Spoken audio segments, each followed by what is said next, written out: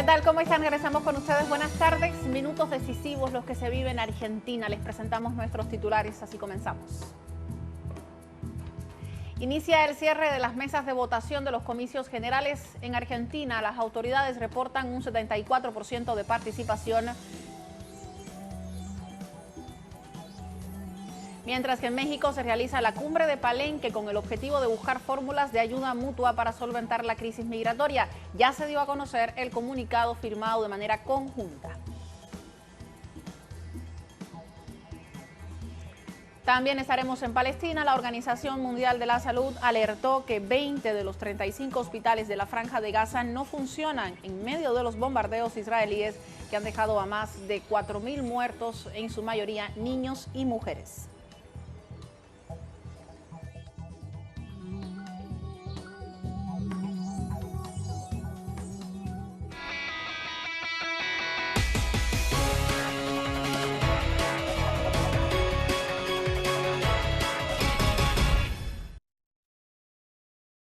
Comenzamos en Argentina. Cerraron ya las puertas de los colegios electorales. Los comicios cerraron, las autoridades de mesa se disponen en estos momentos a iniciar el recuento de votos de las elecciones generales. En su último balance, la Cámara Electoral Nacional informó sobre un 74% de participación del padrón electoral. Sin embargo, se espera el sufragio de algunos votantes que aún permanecían en la fila de los colegios. Estas elecciones generales, decisivas para el futuro de Argentina, definirán al próximo presidente y vicepresidente del país, además de 130 diputados, de 24 senadores y gobernadores de las provincias de Buenos Aires, Entre Ríos, Catamarca y Santa Cruz.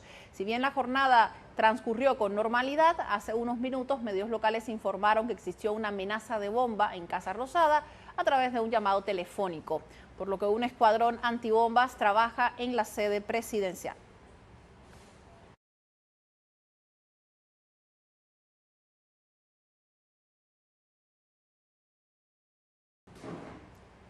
Esta tarde nos enlazamos desde las 3 de la tarde con nuestro corresponsal Juan Carlos Bartolota desde Buenos Aires, Argentina. Juan Carlos, ¿cómo estás? Ya cerraron las mesas de votación. ¿Qué panorama se vive a esta hora?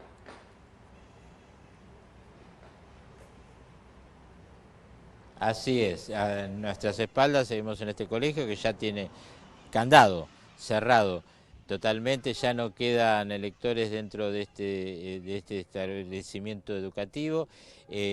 Ahora resta, como bien decías, el recuento que se va a hacer, el primer recuento provisorio. Medios locales están en esta hora coincidiendo en que habría segunda vuelta o balotaje en la República Argentina, pero bueno, hay que esperar un poco más todavía para saber las posiciones justamente en ese eventual balotaje que se estaría dando como resultado de esta elección. Algunos hablan de sorpresa, esta sorpresa la conoceremos seguramente en instantes. Hay que tener en cuenta también el dato de casi el valor histórico de votantes que hubo hoy, 74, quizá se extienda un poquito más, de votantes de todo el padrón electoral. Esto significa 1.800.000 personas más que votaron con relación a las primarias abiertas, simultáneas y obligatorias, con lo cual esto también podría cambiar el panorama electoral con relación a las PASO y obviamente también las elecciones, lo que ha sido la campaña electoral con las propuestas, que de alguna manera también eso va variando o consolidando, depende, las posiciones de los votantes argentinos. Así que bueno, todo listo por acá. Nosotros ya en unos minutos nos estamos yendo hacia el búnker de Unión por la Patria, que propone como candidato a presidente a Sergio Massa, y en esto estaremos desde allí informando obviamente de todo lo que allí acontezca. Gracias, Juan Carlos, por tu reporte. Estaremos contigo más adelante, sin duda alguna, para conocer detalles de lo que suceda después de que se den a conocer los resultados. Te agradezco. Buenas tardes. Vamos a seguir con más. Lo hacemos, como siempre, también recurriendo a nuestros analistas internacionales para entender cómo se maneja este panorama y hacerlo también desde el exterior, porque no estamos en Argentina, no vivimos allí, como para entender el contexto de manera más general. Vamos a darle la bienvenida, por supuesto, a nuestro invitado. Jorge Kreisner nos acompaña esta tarde. Jorge, ¿cómo estás? Bienvenido, buenas tardes. Hola, muy buenas tardes. Un gusto estar contigo y con la audiencia de Telesur. El gusto es nuestro escuchar tus opiniones sobre el tema. Decía nuestro corresponsal, importantísima la participación de la población argentina en estas elecciones históricas y sin duda alguna con sorpresas que aún no podemos confirmar ni comentar en medios de comunicación. ¿Cuál es tu opinión sobre ello? ¿Por qué el pueblo argentino ha asumido la responsabilidad crucial de ejercer su derecho al voto? Bueno, hay una cifra bastante importante, cercana al 80%, tal vez alrededor del 75% de participación del electorado. Los sectores, digamos, populares han insistido mucho en la participación, porque allí se notaba mucho cierto descontento con las políticas oficiales que favorece a la derecha y a la extrema derecha que hay en esta elección. De manera que cuanto más votantes hubiera activos de votos positivos, esto podría favorecer al candidato Sergio Massa de la Unión por la Patria. Así que la votación sea relativamente importante es un dato significativo a la hora de que todavía no están los primeros resultados oficiales de esta elección, que es, como ustedes saben, una elección muy particular porque ha surgido un sector de ultraderecha pro-norteamericano, pro-israelí, que sacó más votos que ninguna otra lista en las primarias y que por lo tanto constituye un peligro para el futuro del país. De manera que ahora estamos a la espera de los primeros resultados, pero el dato de que hubo bastante participación, bastantes votos positivos, bastante concurrencia de la ciudadanía, es un primer dato importante a la hora del primer análisis. Recibamos estos resultados, existen muchas aristas para analizarlo.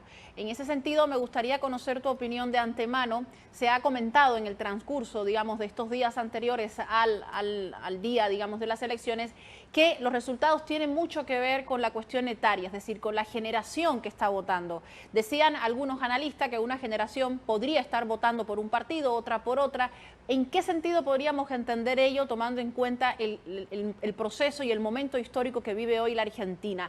¿Está tan dividida las opiniones en relación con el tipo de generación o con la historia vivida de estas generaciones?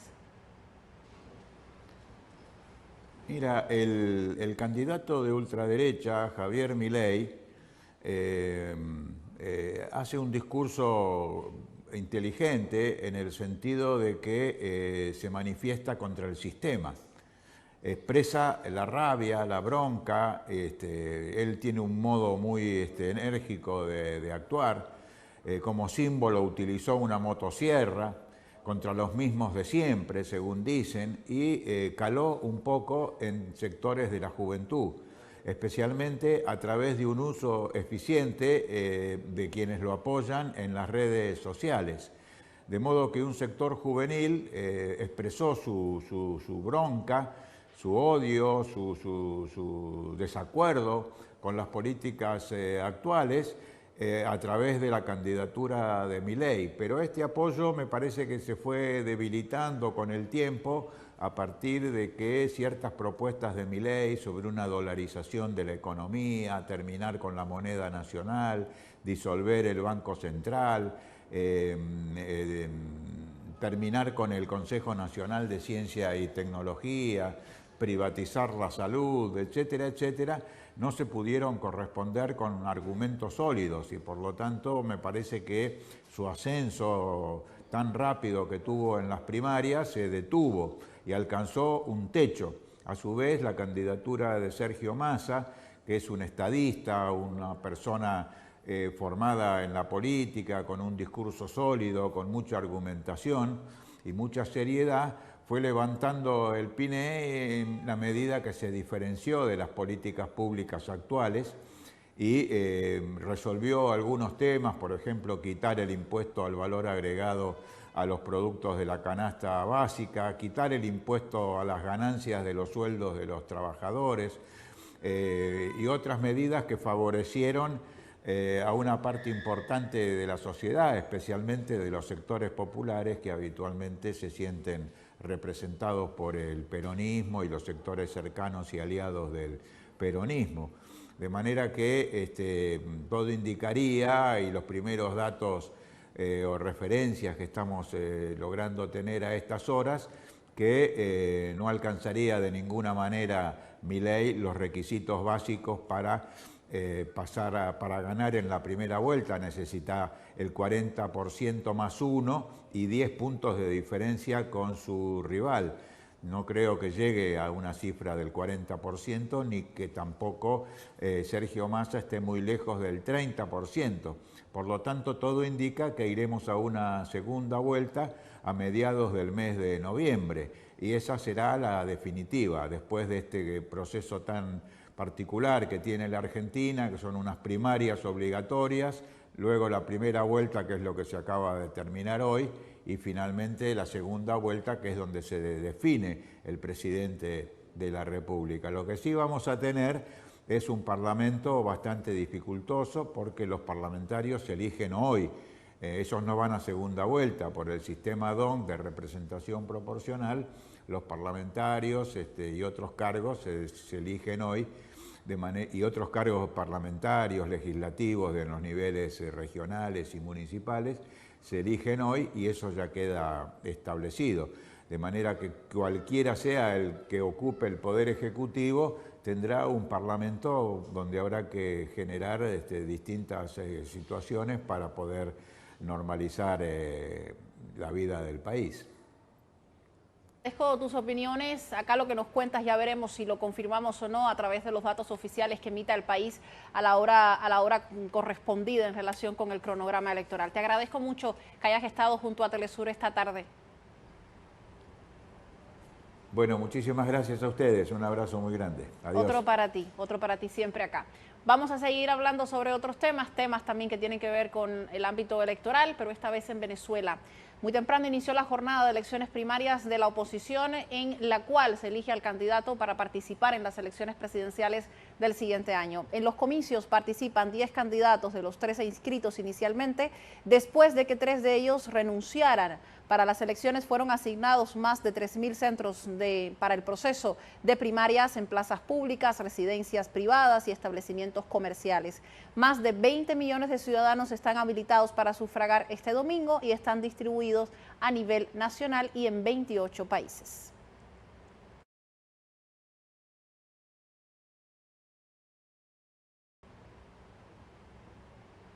También les contamos lo que sucede en México. Allí se lleva a cabo la cumbre sobre migración liderada por el presidente Andrés Manuel López Obrador, en la que participan 11 países de la región, 12 con México, el país anfitrión. El presidente mexicano Andrés Manuel López Obrador, en compañía de sus homólogos de Colombia, Gustavo Petro, de Cuba, Miguel Díaz-Canel, y de Venezuela, Nicolás Maduro, visitaron la zona arqueológica de Palenque, una de las primeras actividades que llevaron adelante durante esta cumbre, donde también se realizará finalmente el encuentro oficial. Ya les vamos a dar a conocer información sobre lo último que ha sucedido en dicha cumbre, qué es lo que se está haciendo, disertando en torno al fenómeno migratorio para presentar una propuesta de posibles soluciones a esta situación.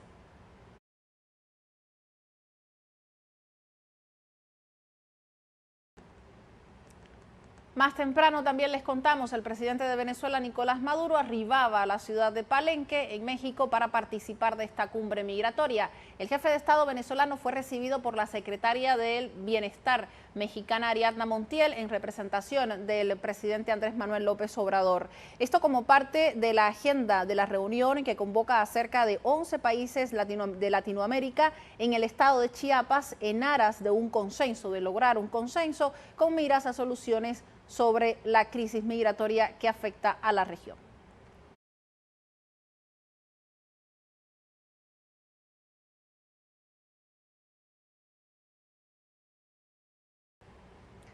También les mostramos la llegada del presidente cubano Miguel Díaz-Canel, también a suelo mexicano, para participar de este encuentro, propuesta por su par mexicano Andrés Manuel López Obrador, donde, recordemos, se diserta sobre las causas y consecuencias del incremento de la movilidad migratoria y sus posibles soluciones.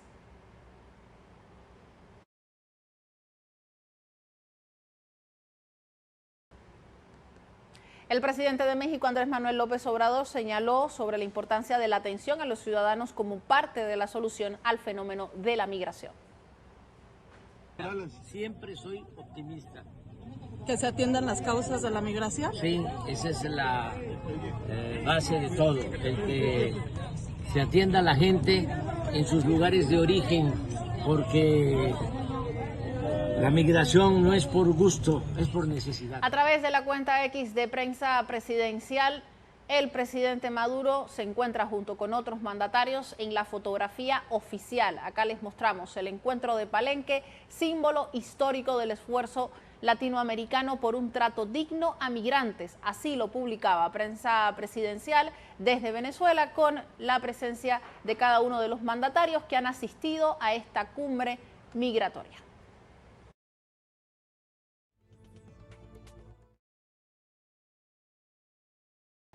También el presidente mexicano Andrés Manuel López Obrador convocó a una cumbre por una vecindad fraterna y con bienestar. Es justamente la cumbre de la que estamos hablando, que se realiza en Palenque, Chiapas, con 12 gobernantes presentes. En este contexto, el presidente mexicano expresó a través de su cuenta en la red social X: el encuentro de Palenque por una vecindad fraterna y con bienestar es una convocatoria a sumar esfuerzos, voluntades y recursos para atender las causas del fenómeno migratorio. Se trata de un asunto humanitario en el que tenemos que trabajar unidos. Presidenta y presidentes y primer ministro cuenten con nuestra cooperación en todo lo que se necesite. Así lo daba a conocer el presidente de México. También les mostramos otras de las publicaciones. El presidente de Venezuela, Nicolás Maduro, indicaba: esta es la foto oficial de las y los jefes de Estado y de Gobierno y de delegaciones en el encuentro de Palenque por una vecindad fraterna y con bienestar. Solo unidos construiremos los caminos para prosperidad y felicidad de los pueblos de nuestra América. También les contamos que el jefe de Estado cubano, Miguel Díaz-Canel, dio a conocer junto a mandatarios de la región: participaré hoy en el encuentro de Palenque por una vecindad fraterna y con bienestar, convocado por el presidente Andrés Manuel López Obrador para dialogar sobre migración irregular en América Latina y el Caribe, tema de alta sensibilidad para Cuba.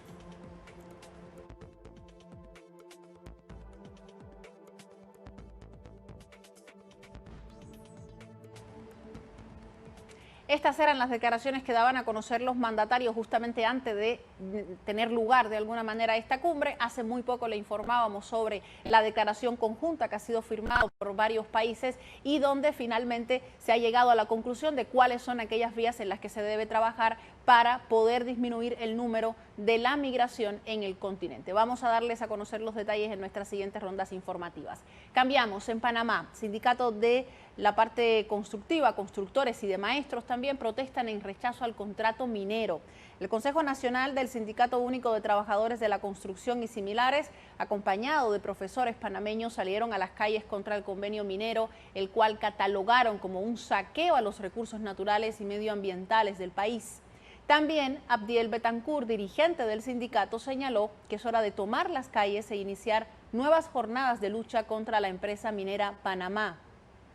Finalmente, el coordinador de la Organización de Pueblos Indígenas, Marcelo Guerra, hizo un llamado a la población originaria a sumarse a las acciones hasta lograr la derogación de dicha ley.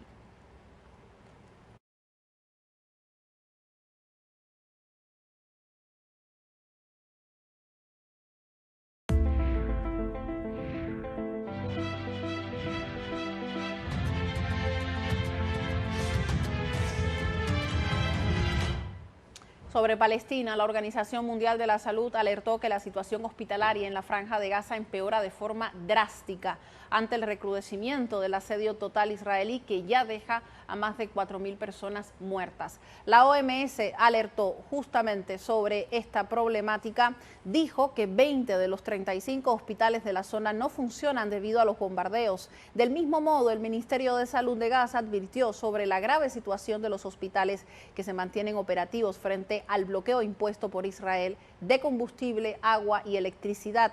Los medios locales informaron recientemente sobre una agresión contra el hospital de Shuhada Al-Aqsa, justamente allí, mientras persisten las amenazas de Tel Aviv contra el hospital Al-Quds.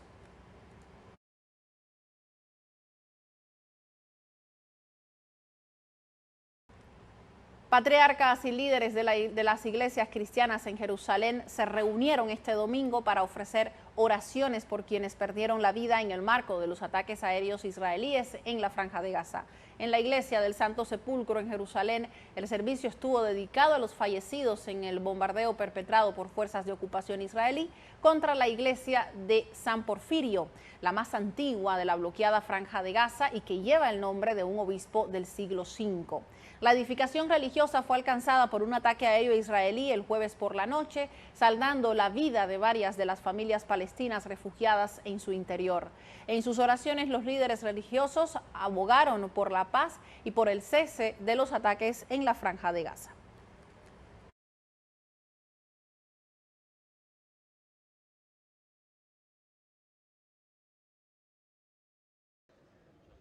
Todos somos cristianos, creemos en Dios, el autor de la vida, y por eso venimos aquí y oramos juntos por los difuntos, especialmente por los que fueron asesinados y que murieron en Gaza, y también por los que están en el hospital. Por eso oramos juntos como cristianos y pedirle a Dios por la paz. Desde el Vaticano, en un discurso dirigido a los fieles congregados este domingo en la Plaza de San Pedro, el Papa Francisco se pronunció en relación con lo que está sucediendo en Palestina, manifestando su preocupación ante la escalada de violencia, al tiempo en que expresó su cercanía a todos los que sufren, incluidos los rehenes, los heridos, los fallecidos y sus familiares. El sumo pontífice hizo un llamamiento para que continúe la entrega de ayuda humanitaria a Gaza.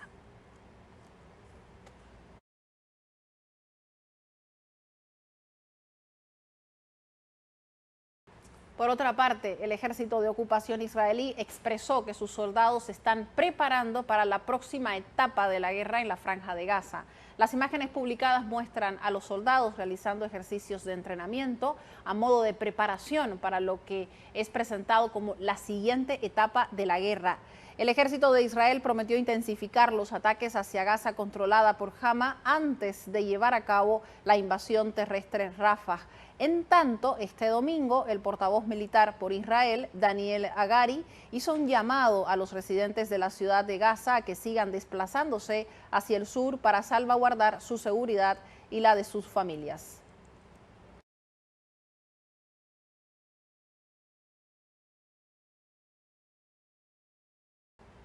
Mientras que los gobiernos de Rusia e Irán acordaron trabajar en mecanismos para reducir los aranceles comerciales a cero para principios del año 2024. Según informó un miembro de la Cámara de Comercio Conjunta Irán-Rusia, las partes trabajan para resolver sus asuntos pendientes en materia de aduanas, aranceles y mercados competitivos antes de que finalice el año. Estas declaraciones se producen luego de que diversos medios dieran a conocer un informe en el que se reveló que Teherán y algunos miembros de la Unión Económica Euroasiática, la cual incluye a Rusia, Belarus, Armenia, Kazajistán y Kirguistán, planean firmar un nuevo acuerdo de libre comercio para finales de año. El nuevo pacto comenzará a aplicarse a principios del 2024 en reemplazo de un acuerdo interino forjado en 2019.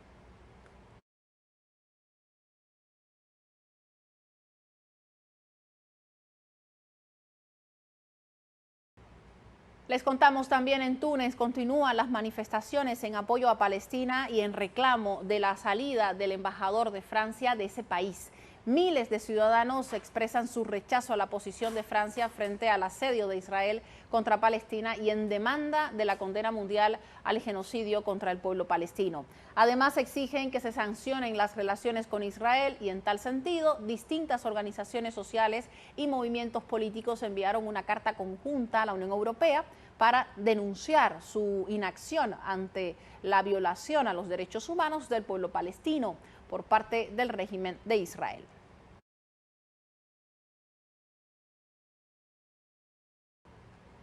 Un ataque contra una base militar en Somalia dejó al menos 6 personas muertas y otras 9 han resultado heridas. Las autoridades somalíes interceptaron el paso de militantes islámicos con el objetivo con un carro cargado de explosivos que los ocupantes detonaron provocando daños en el puesto de control militar de Selashia Biaya, pues ubicado en las afueras de la ciudad de Mogadiscio. acción que fue atribuida a un grupo terrorista contrario al gobierno somalí que desestabiliza la zona desde hace varios años con el fin de establecer leyes islámicas en este país africano.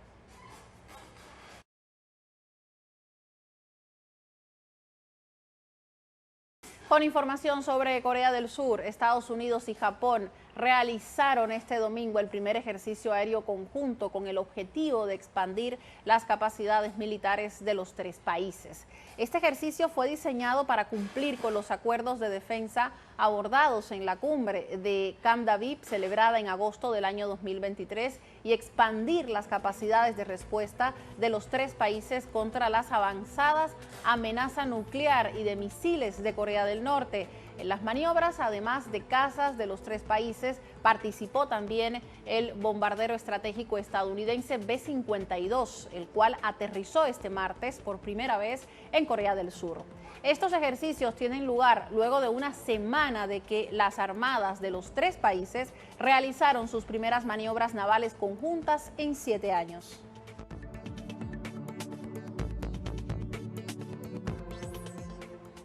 Así nos despedimos. Gracias por habernos acompañado. Tenemos mucha información para compartirles también a través de nuestras plataformas digitales. Allí nos encontramos. Así nos despedimos. Gracias por la compañía.